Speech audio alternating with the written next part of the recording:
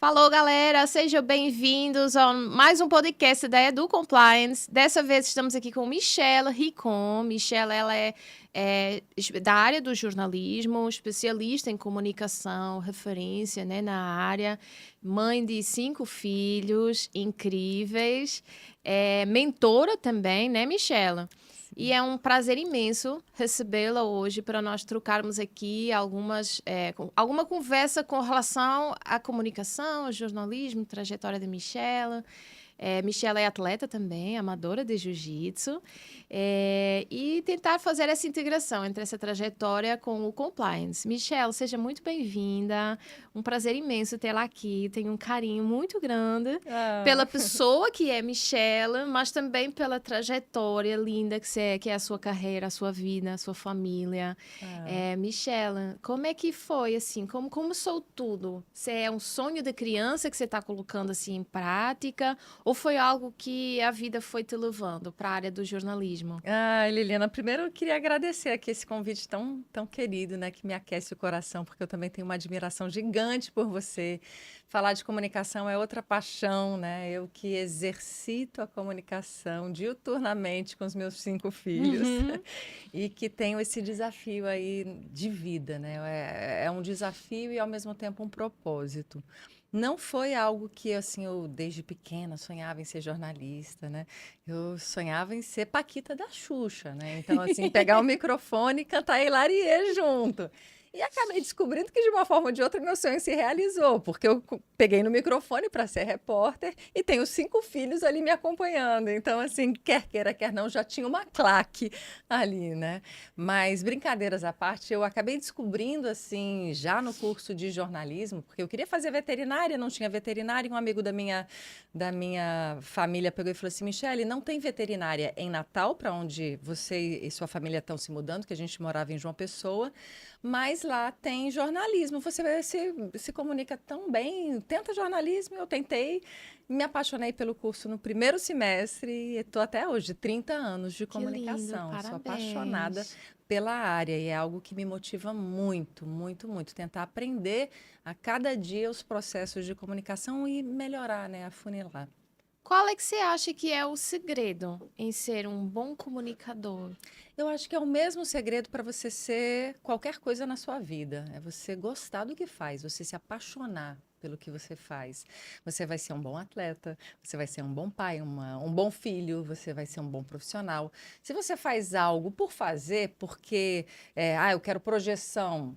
Aquilo pode até gerar algum resultado, mas você, será que vai fazer realmente bem?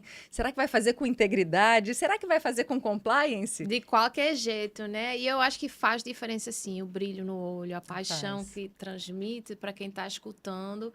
A área da comunicação é uma das que isso é mais perceptível, né? Porque a gente tem esse contato mais direto com o profissional, ao contrário de outras áreas em que os profissionais ficam mais nos bastidores. Mas, assim, na área da comunicação tem que ser genuíno. Então, a gente Uhum. consegue ver quando um sorriso é forçado, quando não é, quando você vai lá, batalha. E todo esse sucesso, toda essa carreira de 30 anos, ela não vem por acaso, né? Aquela coisa, a sorte, ela não, a gente conquista ela. Então, é uma batalha grande, é uma entrega também grande. E com certeza, quando isso é feito com amor, com paixão, isso acaba facilitando um pouco. Você- É bem assim, facilita no que a gente está aberto ali para crescer e para se envolver no processo, né? E claro que tem, né, a dose de esforço, né? É aquele negócio, fala assim, ai, Michele, mas você tem o dom para falar, você fala assim, gente, estudo, foi muito estudo todos os dias, né? Todos os dias eu aprendo uma forma melhor de me comunicar, todos os dias eu vejo, puxa, por que que, vamos dizer assim, fiquei chateada um dia com você no tatame e só 6 meses depois que eu falo, ai, Liliana, olha, eu não gostei daquele golpe que você fez. Michelle, mas por que que você não falou na hora? Então, quer dizer, são processos de comunicação que a gente precisa ir afunilando. A gente faz isso no trabalho, a gente faz isso no esporte, a gente faz isso com a família. Então, assim, tá atenta a essas questões, a esses processos de comunicação e também eu falo uma coisa, entendeu, Liliana? Aí você fala assim, entendi, mas peraí, o que que você entendeu? Né? Porque às vezes a gente fica com aquela frustração, ai, ninguém me entende. Mas você se preocupou em checar para saber o que que a pessoa estava percebendo daquela comunicação que você estava fazendo? Né? Então, assim,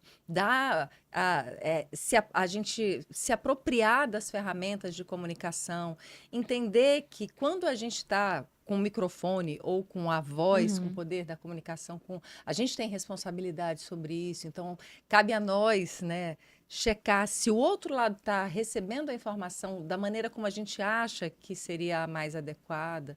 Com certeza. Eu Então, posso, até por uma questão de interpretação. Eu falo uma é coisa, você entende outra, então isso. fica havendo realmente essa falha. São os ruídos que a gente fala, né? Isso, e além disso, a gente tem a comunicação verbal e não verbal. Então, a nossa linguagem corporal, a nossa postura, estávamos, né, conversando sobre isso É. justamente nos bastidores, e que eu acho que é um dos pontos onde a gente consegue fazer uma ligação muito interessante com o compliance, né? Porque o compliance, ele trabalha muito, entre outras coisas, a questão da imagem, a reputação, a credibilidade. E a gente geralmente tem falado aqui com relação a organizações, grandes empresas, mas a nossa pessoa física, né? A minha reputação, Liliana, a tua reputação, Michela.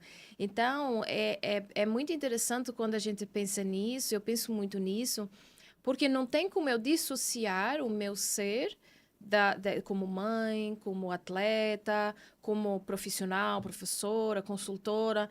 Então, é algo que é um só.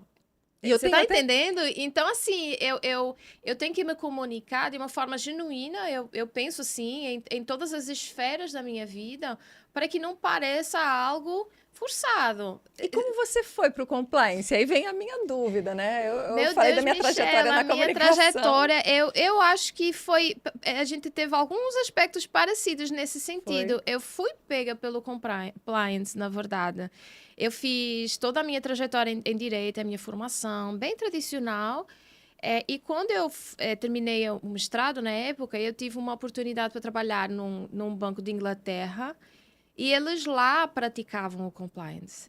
Eles lá tinham normas, procedimentos rigorosos com relação ao compliance. Foi a primeira capacitação que eu fiz, foi lá. Então, para mim fez sentido eu trabalhar numa instituição em que alguns riscos, por exemplo, de lavagem de dinheiro, de transações irregulares, eles são grandes, né? E quando eles ocorrem, eles têm um impacto muito grande, porque a gente está falando num banco de transações de muito dinheiro, né? Entra e sai todo dia, agora mais ainda com a facilidade, né, de transferências. Então, isso para eles era uma realidade e para mim fez muito sentido. E eu fiquei com aquilo na cabeça, depois eu saí dessa experiência, enfim. Mas eu fiquei continuando. Deixa eu estudar um pouco como é na teoria, porque eu aprendi na prática, deixa eu ver como é na teoria. Então, eu fiz esse caminho inverso, né? Geralmente a gente estuda e Uhum. depois vai. E eu comecei a me apaixonar, Michelle. Assim, é algo que faz muito sentido para mim, como mulher. Então, eu tento trazer esses processos de compliance para a minha vida, acima de tudo. Como mãe, eu sempre falo a educação do meu pirulito, né? Os meninos conhecem dessa forma. Então, a gente sempre tenta trazer esses bons valores, não só falar, aquela questão do exemplo. Uhum. Então, E eu quando a tenho gente é que... mãe, a gente precisa praticar diuturnamente, né? Exatamente, e às vezes é difícil. É. Meu filho, você tem que manter a calma. Mas você tá estressado. Meu filho, fique calmo. Então, Uhum. né, assim, é toda essa construção que eu acho que a gente vai moldando o nosso caráter ao longo da vida. Então, não é só na fase inicial, nos primeiros anos. E aí nasceu a Edu E Compliance? aí nasceu a Edu Compliance, porque eu, com esses estudos, com essas capacitações que eu tinha, comecei a escrever muito sobre o assunto. E foi uma espécie de sugestão para eu criar um blog onde eu pudesse liberar todo esse material que estava só comigo. E foi uma sugestão que eu disse, não, vamos avançar. Realmente eu concordo, porque tem pouco tema sobre isso, tem pouco acesso a essas informações, tem pouco curso. Algumas coisas são muito fora do padrão, são coisas fora, são caros. Nem todo mundo tem, né, essa facilidade. Disse, não, eu acho que faz sentido. Eu vou criar um blog e colocar lá o material. Quem tiver interesse, de repente, vai consultar e tá tudo bem. E a partir daí começou a surgir no contrafluxo. Então, eu acabei sendo recrutada pelo mercado justamente por conta dessa dinâmica que eu ia fazendo. E a EduCompliance, educação em compliance, né? Eu sou professora, então eu sou apaixonada pela educação. E fez sentido, né? E o meu menino também fala, mamãe, é Edu de Eduardo. Ai, que Também, bonitinho. faz sentido também. Então, a educação em compliance ficou, a EduCompliance foi o nome que colou realmente. E a partir daí a gente começou aos pouquinhos a tentar, de facto, fazer esse trabalho de disseminar. Então, a gente entende que consegue transformar as pessoas, as organizações, através dessas boas práticas. E é interessante como o compliance reforça a reputação, né? Ajuda nesse lastro da reputação, Exatamente. de como as empresas são percebidas, como as empresas são vistas. E eu vi uma definição uma vez sobre reputação que eu acho que se adequa muito a isso do compliance, aos princípios do compliance, que fala assim que reputação, o ideal, um cenário ideal da reputação é você ser aquilo que você parece ser. Né? Exatamente. Então, é o auge da integridade, não é aquele negócio. Apagou a luz, a câmera desligou e a Michelle continua na postura aqui dela de jornalista, assim, os ombros para trás, bem bonitinha, e não pegar e se jogar na cadeira, como às vezes eu pego e faço. Eu falo, ai meu Deus do céu, meu corpo ainda não entendeu compliance, né? Embora a minha mente entenda, muito, acho que 80% das minhas atitudes já estão ali bem organizadinhas, né? Porque acho que 100% é uma busca, né, ousada, mas que a gente tem que perseguir sempre, né? Essa integridade, né? Essa ética, essa coerência, né? Entre E o mundo discurso e evolui prática. também. Então, eu acho que eu gosto muito de falar que sempre a gente pode melhorar. Então, mesmo onde a gente acha que já está bem, a gente sempre pode melhorar, se autodescobrir. Eu acho muito bonito porque a gente consegue trazer esses princípios bons para a nossa vida, para as nossas organizações. Então, assim, eu acho que nós temos isso em comum. Nós acabamos tendo uma missão de transformar quem está do outro lado. Tu, através da comunicação, claramente. E eu tento, através dessa prestação de serviços, dessa disseminação, que pode ser feita de várias formas, assim, às vezes são pequenos detalhes. A gente muitas vezes pergunta, não, a gente tem que transformar a organização. A organização se transforma com pequenos detalhes no dia a dia, igual a gente. A gente não pode mudar o mundo de um dia para o outro, mudar o nosso perfil, né, as nossas expectativas. É um trabalho que vai ocorrendo com a nossa evolução também, né? Então, acho que são duas áreas assim que são muito íntegras, que trazem essa clareza, que trazem essa informação e que nos ensinam também. Então, a gente pode até, na verdade, juntar, né? A comunicação, a educação e o compliance, né? Sim. Então, colocar esses três dentro do mesmo ciclo, eu acho que a gente consegue obter, eu tenho certeza, inclusive, que a gente consegue obter resultados transformadores. Sim. Agora, precisamos fazer isso da forma correta, né? E aí eu vejo que, às vezes, as organizações, elas tentam parecer, mas aí, na verdade, elas acabam, né, criando essa aparência só para dar uma ilusão, né, ao consumidor, de repente, de que estão fazendo as coisas certas.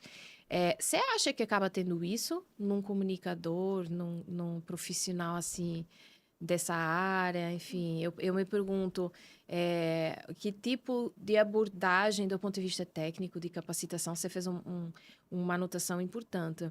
Eu não nasci assim, eu posso ter o dom da comunicação, mas eu preciso aprender, eu preciso aperfeiçoar, colocar em prática.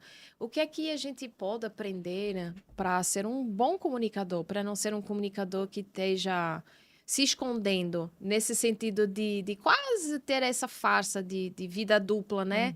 O que é que você daria? O que é que você acha sobre isso? São dois pontos que você colocou muito, muito bacanas. Um da vida dupla, né? Da farsa. A gente buscar cada vez mais tirar essas máscaras que a gente usa, máscaras sociais, máscaras familiares, máscaras, enfim, corporativas. Tirar o personagem para viver de uma forma mais autêntica possível. Isso é uma busca filosófica. Até pelo nosso bem-estar, né? A filosofia me traz muito, me puxa muito isso, né? Quando você fala dessa questão da autenticidade, de tirar as máscaras, a gente ser de verdade. E, por outro lado, né, a parte da comunicação, como a gente buscar isso, como a gente ser mais autêntico, né? Como a gente conseguir comunicar com clareza. é realmente se dedicar a aprender. E eu acho que se eu pudesse ter uma frase assim para deixar de dica para cada um guardar, eu falo assim: e se fosse comigo? É você sempre se perguntar: e se fosse comigo? Tudo que você fizer, tudo que você disser, tudo que você pensar, tudo que você for planejar, e se fosse comigo? Como é que eu veria? Eu de fora, vendo a minha ação, eu acharia que era legal? Eu de fora, vendo as minhas frases em relação às pessoas, eu me sentiria bem? Né? Eu acho que isso vale assim uma virada de chave em muitos momentos. Eu usava isso muito no jornalismo para tentar tornar as minhas entrevistas e reportagens atrativas. Eu falei, se eu fosse a pessoa ouvindo essa reportagem, como eu gostaria de ouvi-la? E depois eu fui ampliando a percepção e vendo que isso se aplica para tudo, embora seja muitas vezes colocado num contexto religioso, né? Não faça ao outro o que não gostaria que fizessem contigo. Isso é religioso, é inspiracional, isso é moral, isso é base para a gente poder caminhar com assertividade na vida. Poxa, se eu vou reclamar com Liliana de alguma coisa que eu não gostei, como é que eu gostaria que ela me abordasse em relação a isso? Deixa eu ver. Talvez se ela começasse falando assim: poxa, Michele, você é uma pessoa legal, me importo com você, e por eu me importar com você, eu preciso te falar que eu fiquei chateada com você no dia que você pegou e falou mais ríspida comigo. Porque eu acho que não combina com a nossa relação. Então, quer dizer, é a gente sempre se colocar no lugar do outro, né? Isso Quando é a muito gente legal. sai, Olha a aí, gente gente, vai. que legal. Conselho em primeira mão, né? Que honra. Es- Empatia, né? No Espero final que das seja contas. útil. Isso é muito, muito bacana, muito interessante. A gente tem até um lema, né? No jiu-jitsu: elogiar, corrigir, elogiar. Então, a forma de abordagem, de fato, a gente precisa mais se colocar no lugar do outro, né? Para tentar Uhum. ser um pouco menos, às vezes explosivos até, né? E assim, eu posso estar num dia ruim. Mas Uhum. Michelle não tem culpa de nada, né? Michelle nem tá sabendo que eu estou num dia ruim. Então, é muito interessante essa sua colocação, porque a gente começa a enxergar onde a gente pode melhorar de fato, né? Em tudo. Desde a forma como a gente fala, desde as coisas que a gente faz, né? Os compromissos que a gente assume ou não. Então, tudo em nós vai ser um exemplo. E como a gente se melindra, né? Como a gente às vezes Demais. se retrai com algo que, sei lá, você acabou de dar um exemplo que a gente deve viver milhões de vezes em um mês, em uma semana. Que é de repente a gente encontrar com uma pessoa e a pessoa não cumprimentar a gente, ou a pessoa não falar com a gente direito e a gente já se encolhe. Ai, o que aconteceu? Ai, por que isso? Ai, por que aquilo? A gente se melindra. E aí a gente começa a criar várias barreiras e armaduras de comunicação, de relacionamento, de interação que dificultam, né, o avanço. É muito bacana, a gente está, eu, Sêmio e André, estamos com a mentoria Ser, que trabalha nas empresas familiares. E você imagina, você trabalhar com seu filho, com seu marido, né, trabalhar com seu sogro, o desafio que é. Porque numa empresa você se melindrou com algo que foi dito, você demite, você muda de setor, você para de falar. Mas e aí, quando você vai pegar, se melindrou aqui com algo que foi dito, ou dentro ou fora do ambiente corporativo, e depois vai conviver no almoço do domingo? Como é que vai ser? Como essas relações vão ficando difíceis? Quanta sujeira vai sendo botada para debaixo do tapete? Até que uma hora a gente tropeça. Isso. Isso, eu fui atrás de consultar a mentoria que vocês fazem e eu imagino o desafio que não seja, porque realmente é, eu acho que aí a gente pode abordar a seguinte questão. Por um lado, a empatia, né? Como é que eu gostaria de ser abordada nesses casos?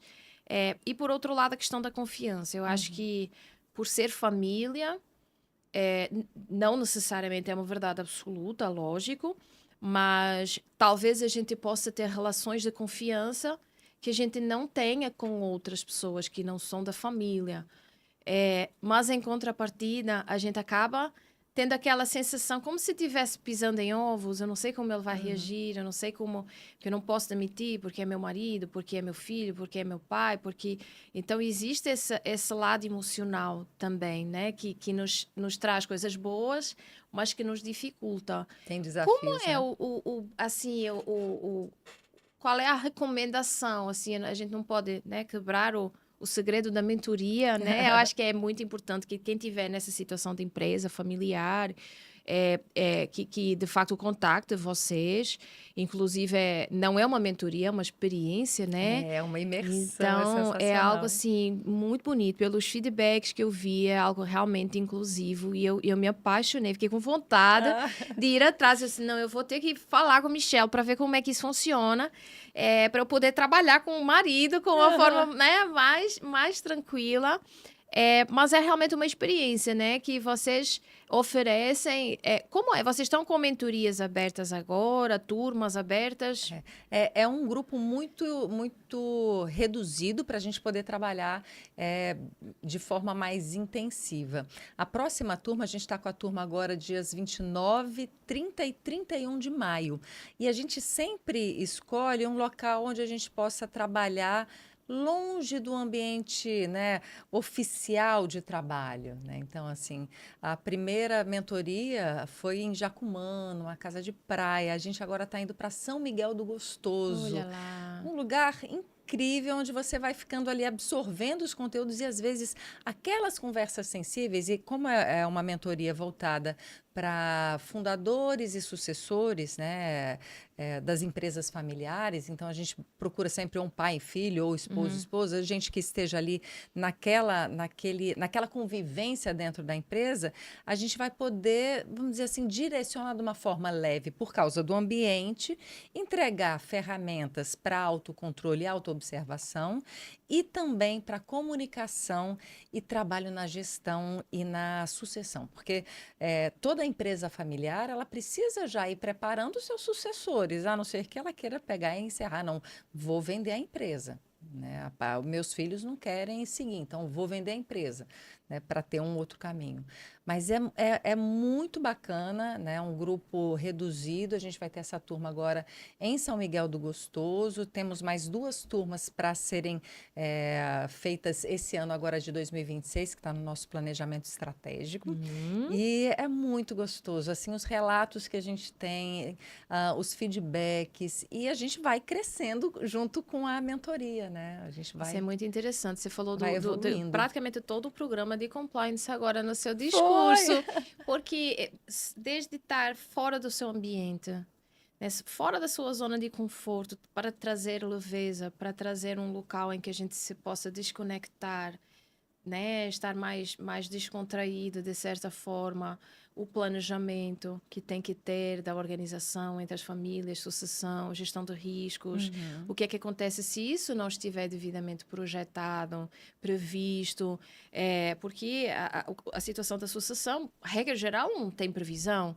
Então, pode ser algo que ocorra lá a médio e longo prazo, pode ser algo iminente. E aí, como é que fica, né, a organização? Isso, então, nada mais é do que gestão de riscos, questões de governança, como é que a estrutura organizacional ela se coloca de fato. Então, isso é muito legal, porque isso nos mostra que o compliance ela atua de fato em qualquer organização. Pode ser uma organização grande, mas as pequenininhas elas precisam disso também, né? E sabe o que é interessante, Liliana? Porque a gente não expõe nenhuma empresa durante a mentoria. É um grupo reduzido porque vocês vão expor as situações individuais. Não. Não é. A gente tem uma metodologia muito própria, desenvolvida pela equipe, que assim preserva os problemas e as questões de cada empresa. A gente não entra em caso individual e para não expor e não expõe ninguém. E ao mesmo tempo a gente, pelas ferramentas que a gente oferece, cada um vai conseguir se enxergar silenciosamente ali e depois trabalhar aquilo, né? Numa consultoria ou num outro trabalho, né? Mais dedicado. Mas naquele momento ali não existe exposição dos trabalhos, das questões das empresas, elas não se sentem intimidadas ou melindradas, né? Nem os fundadores, nem os seus sucessores pelo conteúdo exposto, porque é tudo feito com muito cuidado, de uma forma autoral, uma forma muito respeitosa. E olha, eu sou suspeita para falar porque eu adoro comunicação. E trabalhar com o Sêmio na parte da gestão, da governança e com a Andréia na parte de liderança é fantástico. Não, você tem um time maravilhoso, maravilhoso. E o brilho nos teus olhos Eu fala, né? gosto. Conta histórias, né? A tua linguagem corporal, além da tua fala, que é maravilhosa, mas a tua linguagem, ela de fato demonstra esse cuidado, esse carinho, essa preocupação. E, de novo, gestão de risco, proteção das informações, não divulgar dados sensíveis, não expor as próprias organizações. De repente são potenciais concorrentes que estão lá na imersão, né, em simultâneo. Como é que seria, né, se a gente compartilhasse essas informações? Você acha que, pelo que eu entendi, vocês trabalham muito também a questão da autorreflexão. Eu, Liliana, não só como empresária, mas acima de tudo como ser humano, como Isso. pessoa. Você acha que tem como dissociar? Não tem, não tem. Não tem. Um dia desses eu estava conversando com meu filho, o Bruno, a gente almoça nas terças-feiras, e ele estava falando assim: mãe, costume de casa vai à praça, né? O Bruno falou isso, acho que uma das gêmeas também estava me falando isso, que ela estava tentando fazer alguma coisa diferente. Não foi o Bruno, não, me equivoquei, foi Rafinha, porque costume de casa vai à praça.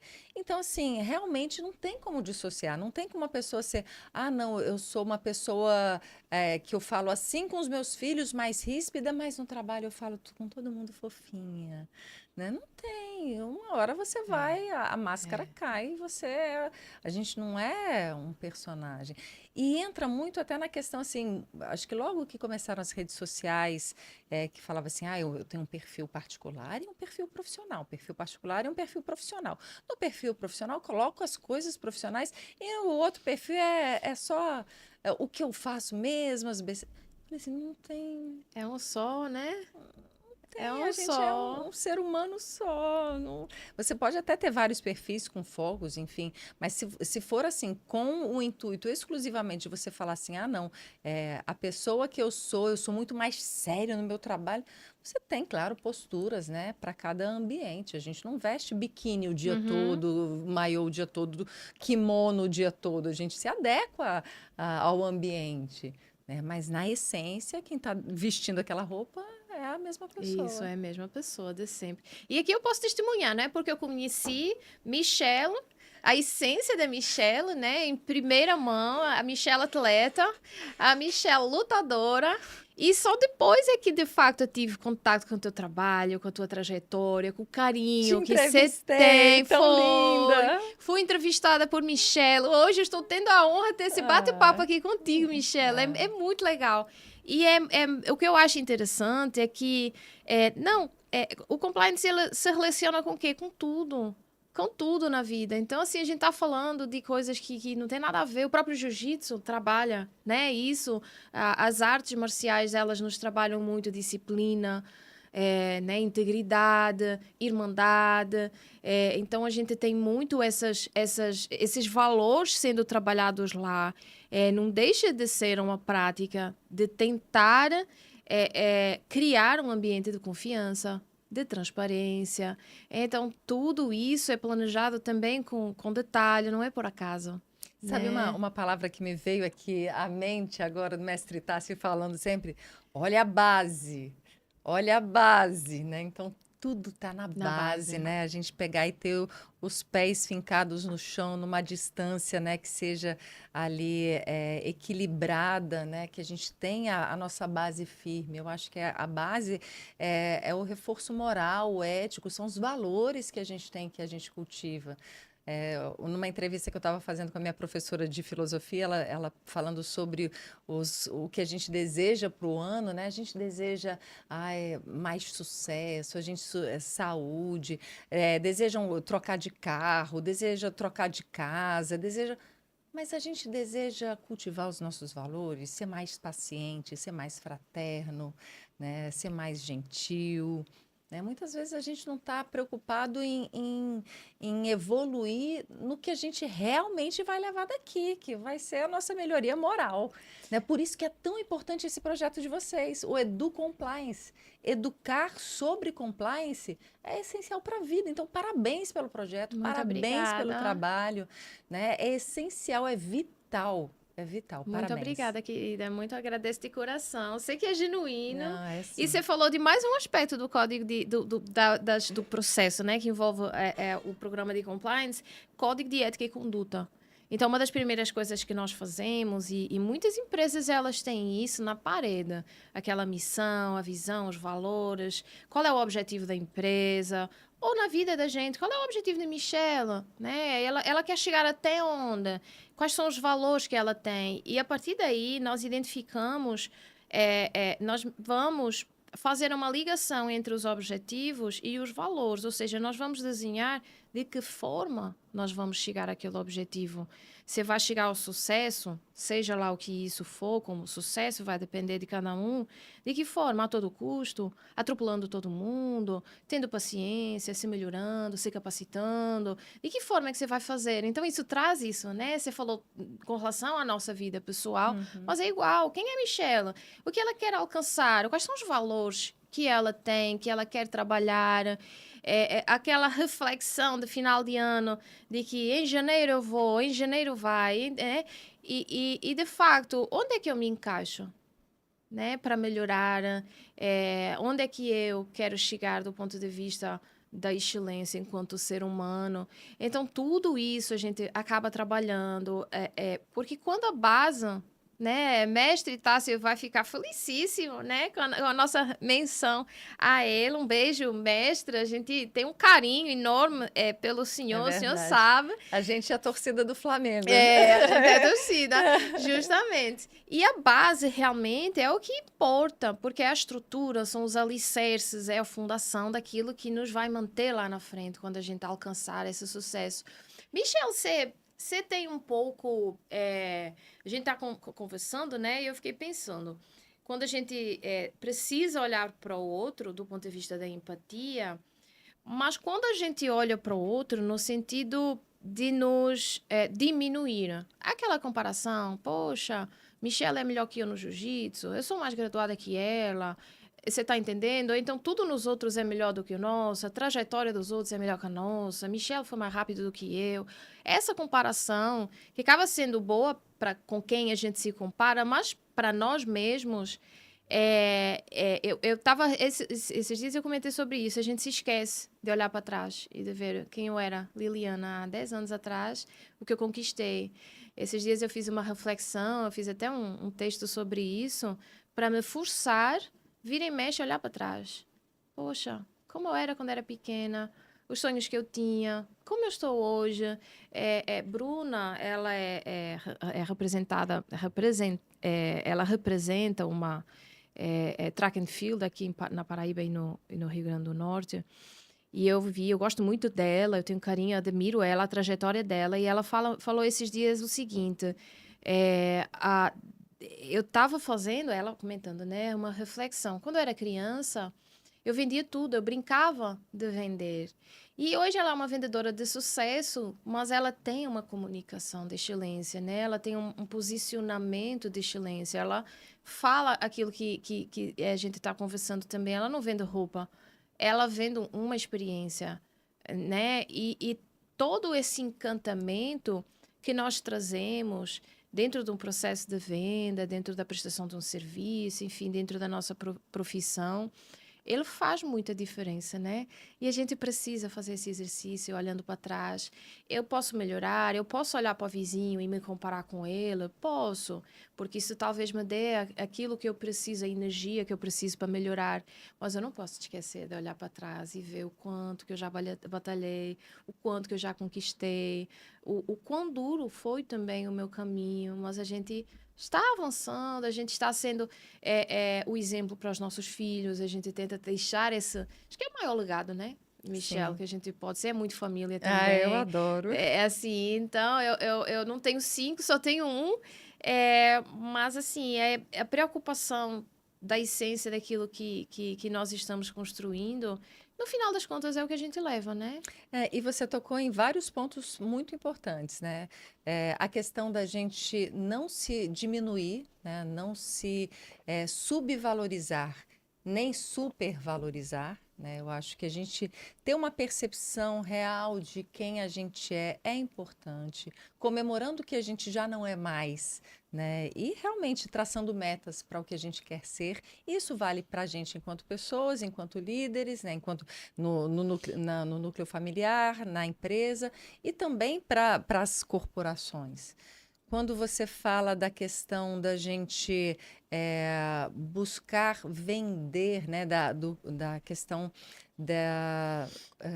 Qual o nome da moça? Bruna, Da Bruna da Track and Field, que ela vendeu muito e que ela vende experiência. É a gente saber também se vender, né, de uma forma honesta. Né? Entender as nossas potencialidades, nossas habilidades e se colocar de uma forma honesta, né?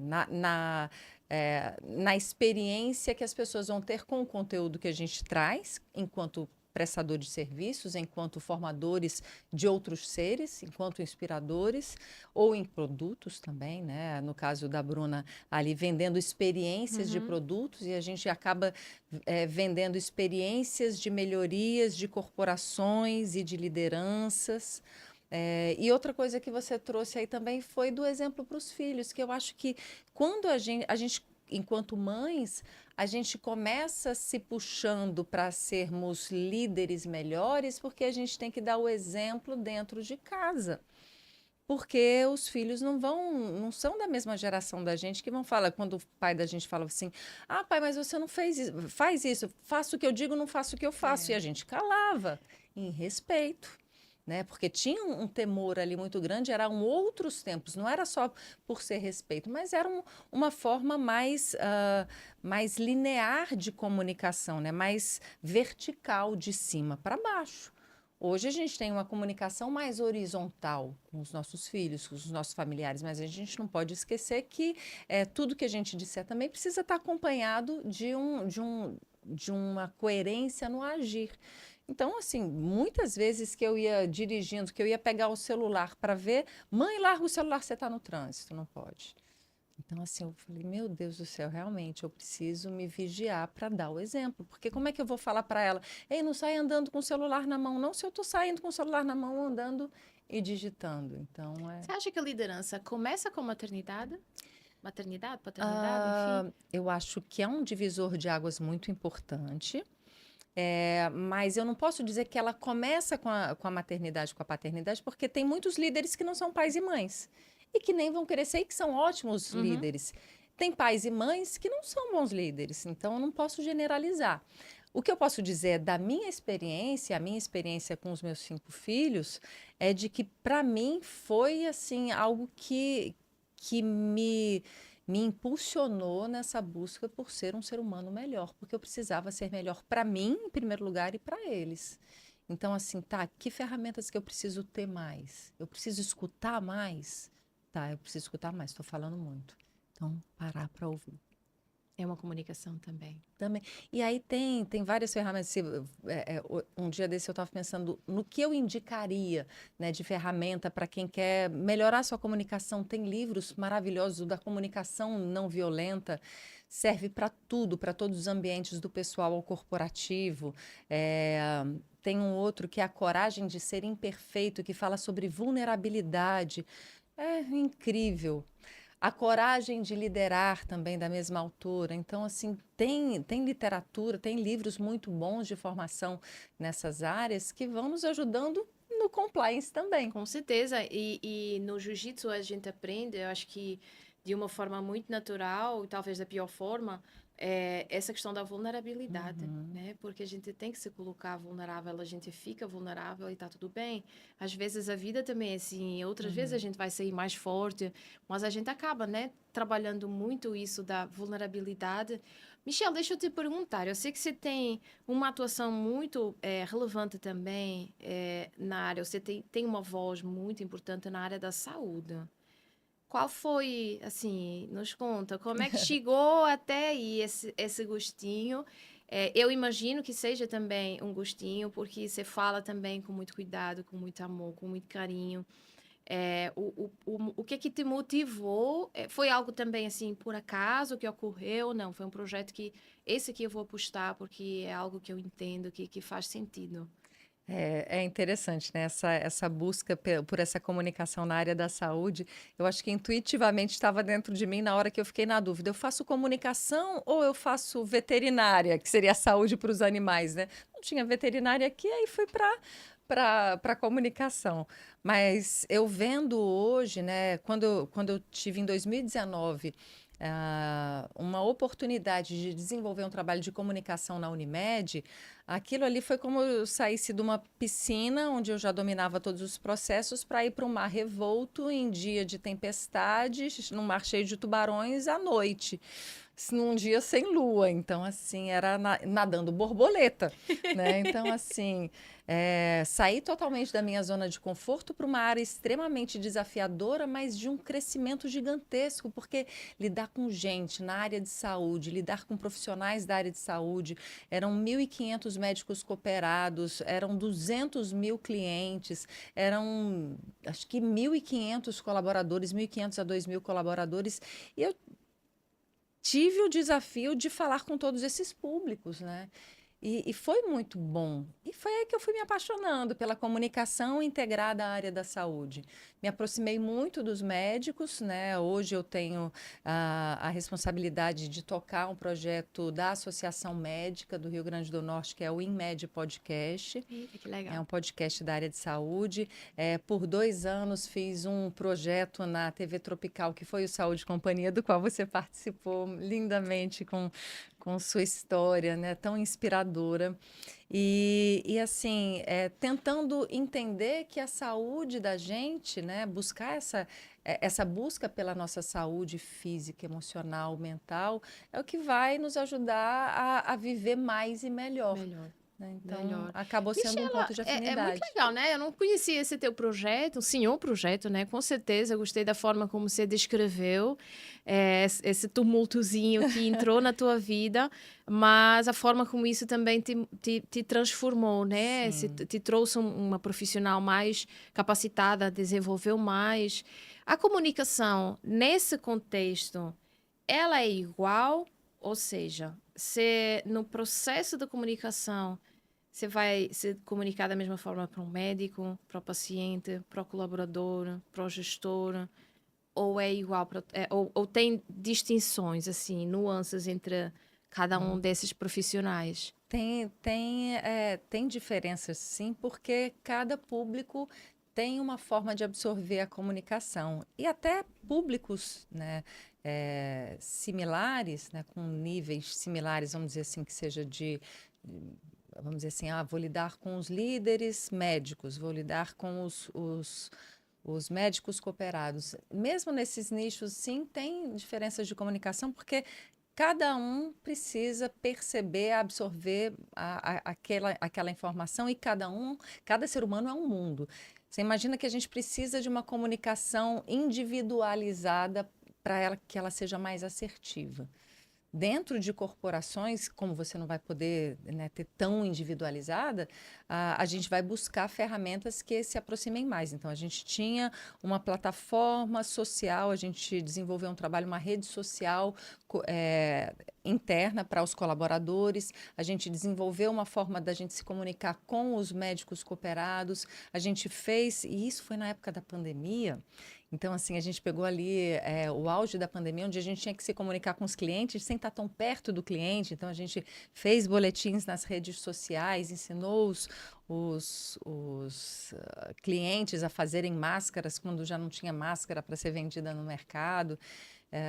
Então, assim, a gente foi de encontro mesmo a algumas prerrogativas da Unimed Brasil, que falava, não vamos divulgar números de mortes e de coisas, mas a gente, não, a gente precisa divulgar sim. Quantos são os mortos no Brasil, no Rio Grande do Norte, em Natal, porque é isso que vai dar para as pessoas um panorama de como é que está a situação e o que a gente está fazendo para que essa situação seja minimizada. A gente precisa trabalhar em cima disso também e são dados que precisam ser abertos. Se estão abertos no Jornal Nacional, por que a gente não vai abrir aqui internamente? Que medo é esse? Então, algumas coisas a gente teve que desenvolver a despeito de serem divergentes do que vinha se praticando em outros locais, por entender que aquela comunicação era necessária. Mas existe sim uma diferença é como se a gente fosse conversar com diferentes faixas etárias. A gente não conversa com os nossos filhos da mesma forma que a gente conversava quando eles eram menores, quando eles são adolescentes é outra comunicação, e assim a gente vai adaptando. A gente tem sempre que perceber no nosso interlocutor qual é a forma como ele recebe melhor aquela informação. Às vezes precisa de quebrar um gelo, tem também os humores, os dias que a pessoa está bem para receber uma comunicação, outra não. Então, aí vem uma ferramenta que eu aprendi com o André, que é a ferramenta do check-in. Então, antes de tudo, quando a gente pergunta assim, como você está? Mas perguntar genuinamente, né? Você está bem? Está tudo bem? Né? Dá Estar esse disposto espaço. a escutar a resposta, né? E perguntar de verdade e escutar a resposta. Porque se eu tenho algo sensível para te falar e você está me falando que está com enxaqueca, eu não vou pegar e falar. Não vai conseguir chegar eu não vou atingir o objetivo daquela comunicação e posso te sobrecarregar. Então, essas formas de comunicar, elas variam sim, de acordo com o público, de acordo com o momento, e é importante que Vários seja assim. aspectos. No compliance a gente tem também, né? Porque nós trabalhamos muito com capacitação. Vários aspectos, né, que podem ser trabalhados nos treinamentos, mas nós trabalhamos de formas diferentes, dependendo dos níveis da organização, às vezes dependendo dos setores da organização. Então, por exemplo, se estivermos falando sobre um processo de gestão de riscos, os riscos no jurídico vão ser diferentes dos riscos no financeiro. Então, a linguagem, ela muda, porque são áreas distintas, são exemplos distintos. Então, olha como é legal como a comunicação, né? Ela acaba, nós estamos quase fazendo, né, o checklist de todos os pilares do compliance. E, por falar nisso, eu vou integrar mais um, que é o due diligence. Michelle, você tem esse cuidado, tanto pessoal quanto profissional, de aceitar projetos, de verificar, talvez verificar não seja uma palavra adequada, mas de pelo menos entender exatamente a essência das pessoas, dos projetos, com quem você vai se envolver, ou não, eu recebi uma proposta, eu vou, depois eu vejo como é que vai dar, o que é que vai dar, como é que vai ser. Como é que é, assim, o teu modus operandi nesse aspecto? Eu tenho a grata satisfação de poder recusar projetos. Então, tem projetos que eu vejo que eles não fazem sentido para mim e recuso.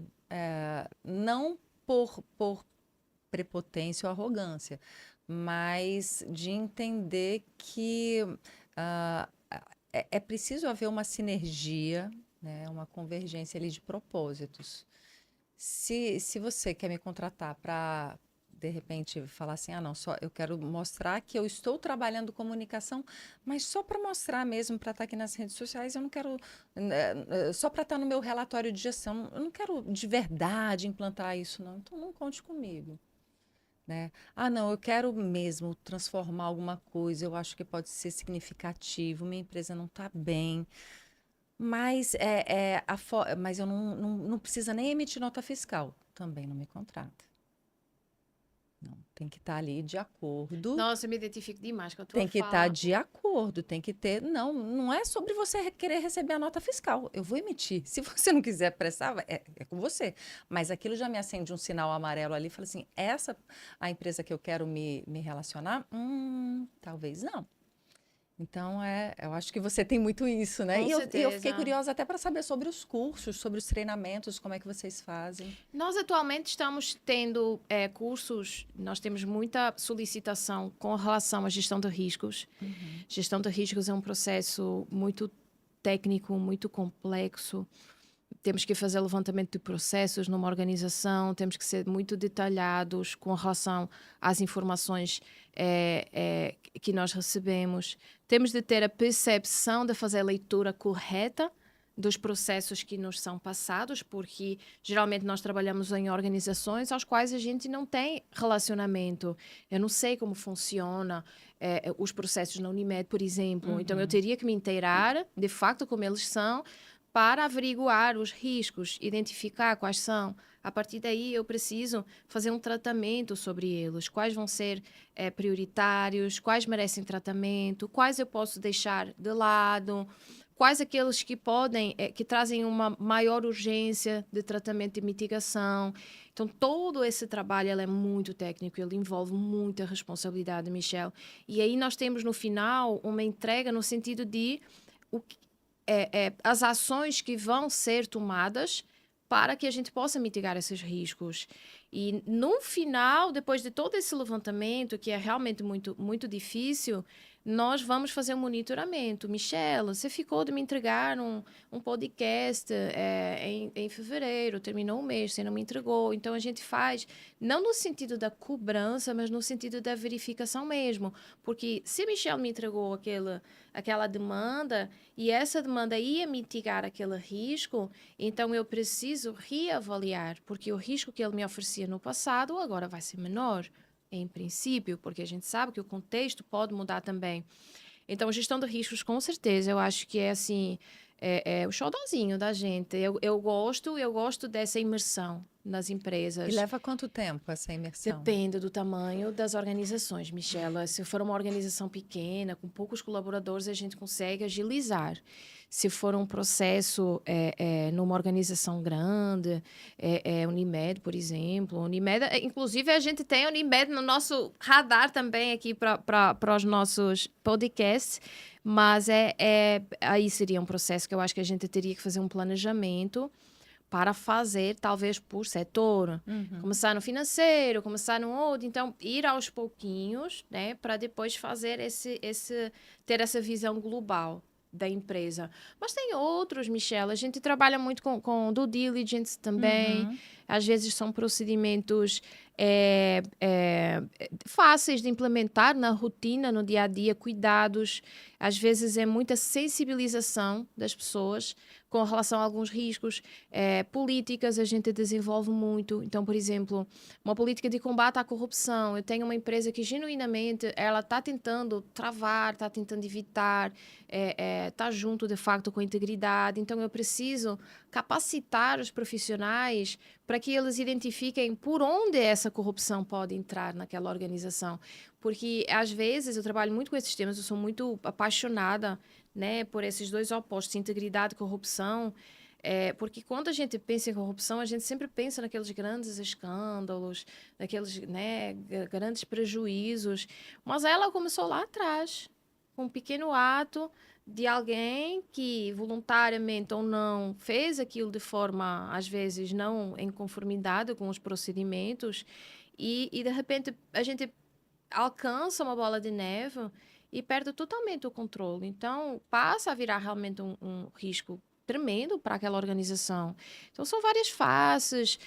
Hoje em dia, a gente trabalha com gestão, uso, responsabilidade de gestão de inteligência artificial, que é algo que é positivo. A gente não nega isso, pelo contrário, a gente incentiva muito as novas tecnologias, mas usar com responsabilidade. Sabe, Michel, assim, a gente não correr o risco de ter... Eu vi até esses dias uma mensagem, era um print, né, nas redes sociais, que dizia, ChatGPT, escreva uma mensagem de aniversário especial. e aparecia na mensagem né, o pedido, o print com o pedido. Poxa, então assim, esse tipo de cuidados, na maioria das vezes, Michelle, são pequenos ajustes. E a gente chega lá com a comunicação. Treinando, capacitando, disseminando. E também não é tudo de uma vez só. Então, eu não vou, de repente, chegar a Michelle, ensinar tudo, implementar tudo que há do compliance. É um trabalho que eu preciso de entender como se está absorvendo E as vocês, informações. e vocês lidam também com as questões relativas a assédio dentro das Também, empresas? Isso deve ser também. bem desafiador, É né? bem complicado, Michelle, porque tem muitos tabus Uhum. ainda sobre esse tema. Assédio É, moral, assédio sexual. tudo, assim, e a percepção que eu tenho é que é muito, muito, muito mais frequente ainda do que a gente imagina, mas a gente tem alguma dificuldade de dar credibilidade para que as organizações tenham, de facto, um canal de comunicações, outra atuação nossa, né? Não só o canal, mas um procedimento de investigação. Porque eu preciso confiar, porque se eu tenho algo sensível, eu não vou falar com qualquer um. Eu não vou falar sabendo que isso pode ser um motivo de retaliação, de repente, contra mim. Então, existe todo um processo que é construído e isso leva tempo. A gente nem sempre confia de cara, mas determinadas ações, determinados movimentos, a forma como a gente ensina, a segurança que a gente passa para as pessoas é o passo mais importante e mais difícil de fazer, Michelle. Não Nossa. é só criar o canal de comunicação e resolver o problema. Você tem que dar, de facto, abertura para que essas informações cheguem até ti. E uma vez que elas chegam, você tem a responsabilidade de tratá-las. Então você tem que averiguar com cuidado, com sigilo, com respeito a ambas as partes, quem está acusando e quem está sendo alvo daquela denúncia. Porque a gente às vezes tem denúncias só para prejudicar o colega, né? Falsas denúncias. Então você tem que ter aqui, eu acho que talvez seja o ponto, é que a sensibilidade ela tem que estar realmente muito apurada na comunicação. Ela tem que estar assim em cima da mesa, porque você pode receber um problema de outra pessoa, sensível, complexo, e você pode conseguir, não intencionalmente, prejudicar mais ainda, fazer com que essa pessoa fique ainda mais deprimida, de repente, sofra mais com a situação que ela foi vítima, pela forma como você está abordando. Então, você tem que ter acolhimento, carinho, amor, tempo. Hoje em dia o tempo está escasso, celulares, a gente estava comentando também o hábito que a gente tem. Então, a forma como eu hoje também me estou policiando com relação a isso, principalmente dentro de casa, eu estou chata com relação a isso, porque estamos jantando, então a gente está só nós, estamos em família. Esses dias o meu filho, eu tava o meu filho com o Filipe, e a gente se separou. Eu disse, meu bem, eu vou ali e a gente se encontra lá. Meu celular fica no carro. Aí, Dudu, meu Deus, e agora? Eu disse, meu filho, tá tudo bem. Antigamente a gente não tinha celular. A gente ia lá, voltava e se encontrava. E eu acho isso tão genuíno, Michela. É como se a gente voltasse de repente às origens. E eu não sou contra. Assim, eu acho que são ferramentas que de fato a gente não tem como não incluir na nossa Sim. vida. Mas eu me sinto tão leve sem Tem que elas, dar uns momentos de assim. respiro, né? Ser eu, poder ser eu. Só eu comigo, com os meus, ter os meus momentos. E até para aprendermos a relaxar um pouco, né? Porque tudo é corrido, tudo é para ontem, tudo. Agora eu vou aqui, vou lá e tal. E então, esse tempo, né? Que é o mais bem precioso que a gente tem, né? Diz que essa geração, agora a geração Z, alfa, os alfa, né? Z com alfa aí, é, tinha muito a questão do FOMO, né? A questão de perder o conteúdo, né? Fear of missing out. E agora está no JOMO, Joy of Missing Out, querendo mesmo, né? Então, ficando alegres de perder alguma coisa, porque querem deixar mesmo o celular de lado, né?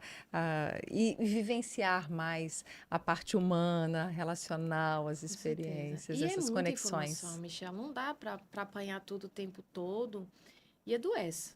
também, né? Era isso que eu ia Relevância entrar. desse tema na saúde. Adoece. A parte da NR1 nas empresas, né? Obrigando as empresas a estabelecerem ali processos para cuidar da saúde Isso, mental isso. dos seus colaboradores. Vocês trabalham A gente trabalha essa também temática? com ela, nós estamos implementando ela no escritório, né, num primeiro momento.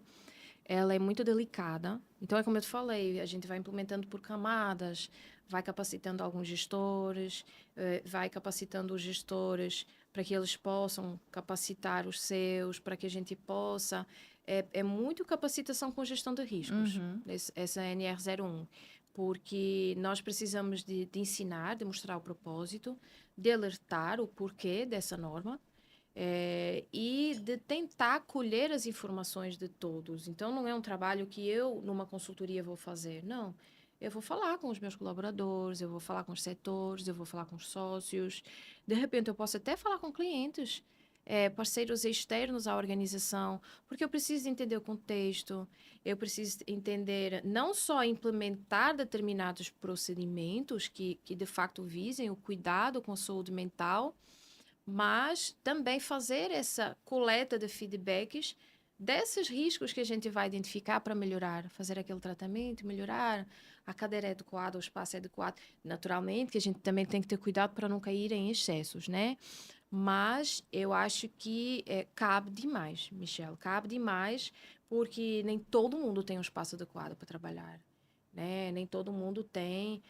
Isso foi muito gritando na pandemia, né? Você falou agora, Verdade. ainda há pouco, de repente todo mundo trabalhou em casa. A gente tinha condição, a gente tinha computador, tinha cadeira adequada, tinha um espaço para poder trabalhar, né? E assim, foi um contexto muito difícil e nós precisamos, de facto, eu acho, sem cair nesses extremos, eu acho que isso é importante, um trabalho que a gente realmente está apostando muito também, né? NR01 vai entrar em vigor agora Em maio.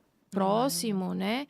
E então é algo que as empresas precisam de estar prontas para ter essa conversa, Michelle. É muito importante pelo bem-estar da própria organização. Você não consegue ter uma organização plena se os seus colaboradores não estão plenos também, É né? Eu verdade. acho que isso não tem como dissociar de forma alguma. Que trabalho lindo que o Edu Compliance faz, que vocês fazem, que a Edu Compliance, a empresa de vocês fazem. Poxa, por mais treinamentos como esses que vocês fazem, por mais consultorias e mentorias, porque eu tenho certeza que as empresas saem transformadas, os líderes saem transformados e os colaboradores da mesma forma, com o que vocês entregam. Parabéns, viu? Pelo Lindo. propósito lindo. E você já descartou algum projeto que você não se identificou, Eita, porque Michela, agora fez o levantamento ali e falou assim: eita, essa empresa você aqui. fez uma pergunta bem interessante, porque, na verdade, um dos propósitos que a gente não abre mão com relação ao nosso serviço, a experiência que a gente tenta levar para as organizações, é a abertura dos líderes. Então, se eu tenho uma organização que me pede a implementação de um programa no papel, que eu faça as políticas, que eu faça implemento um canal de denúncia, que eu implemente procedimentos que sejam, né, conforme as orientações do compliance, mas que não exista disponibilidade para entender esses procedimentos, para absorver esses procedimentos, geralmente nós não entramos nesse tipo de serviço. E por qual motivo? Porque, por vários motivos, na verdade, não é questão da reputação, então nós levamos muito a sério a questão do compliance. Nós acreditamos na essência, de verdade, genuína. E quando nós implementamos um programa que não é colocado nas organizações da forma correta, ele vai se virar contra a organização. Porque no dia que ela precisar de ter aqueles procedimentos em vigor, como ela colocou, vamos dizer, de faz de conta, eles não vão surtir aquele efeito que seria desejável. Então, eu entendo que isso se vira contra nós, que trabalhamos com compliance, porque depois se escuta, aquela empresa tinha compliance e foi envolvida num escândalo pesado, enfim, de corrupção, lavagem de dinheiro, assédio. Então, isso não é legal. Eu acho que isso tira muita credibilidade dos profissionais que atuam com excelência nessa área. E, por outro lado, porque é um nome da empresa, a EduCompliance, a gente tem um propósito muito claro, transformar, de facto, as organizações. Essa transformação ela não ocorre se eu não chegar às pessoas, que são elas que fazem as organizações. Então, a gente já recusou, sim, projetos de uma forma politicamente correta, educada, com respeito, naturalmente, são interesses que nós entendemos que possam existir, mas que não unem esse nosso propósito. Aquele propósito de valores que se falou. Então, não vale a pena colocar também o nome da EduCompliance, que a gente trabalha com tanto carinho, com tanto cuidado, o nome, do nosso nome também, né? Que é louvado com tanto que envolve um projeto assim que a gente se entrega de fato. Eu costumo falar que a EduCompliance é a minha outra filha, né? Eu tive um menino e agora é essa menina. Porque realmente eu tenho muito cuidado, eu sou muito... A minha base, ela está sólida no chão, sabe? Eu sei onde eu quero chegar, eu tenho clareza dos meus valores dentro e fora da organização e eu não abdico. Eu não abdico deles. Então, eu prefiro, às vezes, dar um passo atrás e crescendo devagarzinho, a gente não tem pressa, de forma sólida, do que criar esses atropelos e lá na frente eu olhar para trás e pensar, poxa, se eu não tivesse aceito aquele projeto, se eu não tivesse envolvido o nome da empresa naquele projeto, agora estaria tudo com tanta clareza, sabes? Então, integridade é realmente algo que a gente valoriza demais, em tudo. Parabéns, viu? Te admiro cada vez mais. E é recíproco, Parabéns, Michelle. Liliana. Nossa, é tão incrível. Assim, eu rapidamente assim, dei uma olhada no relógio. A conversa flui tão bem, Michelle, assim, dentro e fora desse contexto, você é um ser humano muito genuíno. Eu sou sua fã, de É. verdade. A essência da Michelle, a Michelle descabelada de kimono, brigando, gritando. Mas eu acho que é esse momento da nossa inteireza. São esses momentos que nós conseguimos ter a percepção de quem é o outro de facto. Não camuflado, né, nessas camadas sociais, né, que a gente Uhum. comentou também, você falou e bem, Michelle mãe, Michelle profissional, ainda que sempre a gente tenha, né, um elo entre todas elas, que afinal é só uma, e eu sou muito assim, eu acho muito incrível o teu trabalho, a tua simplicidade, o teu jeito, o cuidado que você tem com o outro, o sorriso que você tem, o abraço. Então, assim, eu sou genuinamente tua fã, assim, a essência da Michelle. Eu depois fui fã do teu trabalho. É porque eu acho que eu sou uma das poucas, porque como eu, né, cresci longe, eu vim para o Brasil muito depois, assim, você já estava aí nos holofotes, né, aqui das redes sociais, do trabalho, principalmente aqui no estado. Então, eu acho que eu posso atestar em primeiríssima mão que a Michelle profissional não foi influenciada para mim, porque a tua essência ela é muito bonita, de verdade. Ah, A tua que entrega ela é bom. muito bonita, a tua paixão é muito bonita, o brilho no olho, a forma como você se comunica, o cuidado que você tem com todo mundo. Quando você chegou no estúdio, conversou, abraçou e tal. Então, isso são aqueles detalhes que a gente fala, que eu falei mais cedo, que o compliance ela é feito de pequenos detalhes. E às vezes é difícil ensinar alguém que não tem essa disposição de aprender esses pequenos detalhes. Por isso que eu acho importante que exista, de facto, uma união de propósitos para que possamos crescer juntos. Né, eu acho que o professor João Paulo sempre fala muito isso. Se eu quero crescer, eu preciso trazer para perto de mim aqueles que são melhores que eu. Porque eles vão me agregar, eles vão fazer uma pessoa melhor, eles vão fazer com que eu lute mais, pessoas boas, genuínas. Eu sempre, né, eu sou muito grata a Deus, assim, porque a minha vida, toda a minha trajetória, ela sempre foi cheia de pessoas lindas, maravilhosas, assim, eu sou muito grata por isso. E Então, você Michelle, inspira muito muito, porque obrigada. você inspira também muito e atrai para perto de você, né, pessoas que tentam minimamente ali acompanhar o seu ritmo, porque você é muito linda, é um ser humano incrível. Eu sou Muito muito grata obrigada. pela oportunidade de estar aqui e de desfrutar da sua companhia, seja no tatame ou fora dele. Muito obrigada, meu bem. A gente está caminhando para o final, mas para encerrar e para evitar que eu chore, que isso começou a ficar muito emotivo. Acho que a Michelle é desse jeito. Hum. A gente sente vontade de agarrar. O meu filho sempre fala: Mamãe, você é tão fofinha, dá vontade de guardar numa caixinha e levar É. assim sempre comigo. Michelle, assim, frase final, assim, é algo que você queira deixar, né, de mensagem para os nossos ouvintes, algo que você entenda que talvez faça a diferença. A gente não pode fazer a diferença na vida de todo mundo, claro, mas eu entendo que se com o nosso trabalho, com a nossa comunicação, né, se com o nosso exemplo nós pudermos fazer a diferença na vida de alguém, eu acho que já está valendo, né? Então, me faz aí Uma a frase. frase final, o discurso final. Eu acho que tem. Eu sou uma pessoa que, se eu pudesse colocar amor em tudo em cada frase que eu uso, para mim seria o mundo ideal, porque eu acho que tudo com amor tem um tempero diferente. Mas essa frase me marcou muito num momento muito delicado da minha vida, e hoje eu tenho a dimensão do quanto ela é fundamental para a gente viver bem. Que diz o seguinte: tudo pode ser dito com amor, mas o amor não pode impedir que algo seja dito.